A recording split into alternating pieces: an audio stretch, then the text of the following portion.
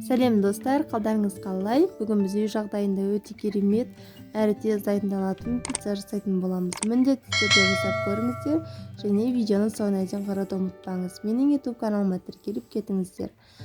Ең алдымен біз таза тұсымызға жылы суымызды, азырақ майымызды құйып, тұзымызды салып, жұмыртқаны саламыз, сосын ашытқыны салып, ас содасын салып, жақсылап араластырып қамыр етіп шығамыз. Достар, қамырымыз кемінде бір 30-40 минут жылы жерде тұрса, керемет қамырымыз көтеріліп шығады. Достар, мінекей осындай болып көтеріліп шығады, қараңыздаршы.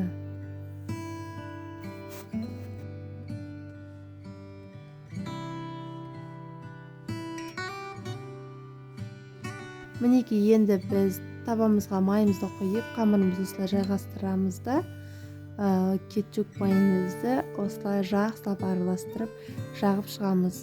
Сосын колбасамызды жақсылап турап аламыз, сырымызды турап, помидорымызды турап, бетіне өз қалауларыңыз бойынша әсемдеп қоясыздар.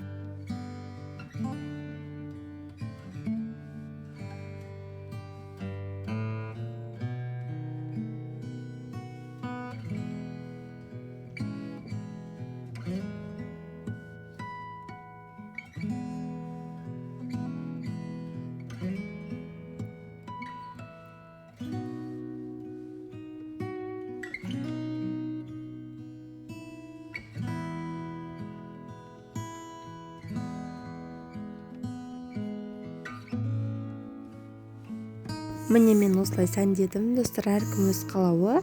7 минутқа 180 градуста осылай пісіріп аламыз. Ас болсын достар, міндетті түрде жасап көріңіздер. Видео ұнаса лайк, комментарий қалдыруды ұмытпаңыз.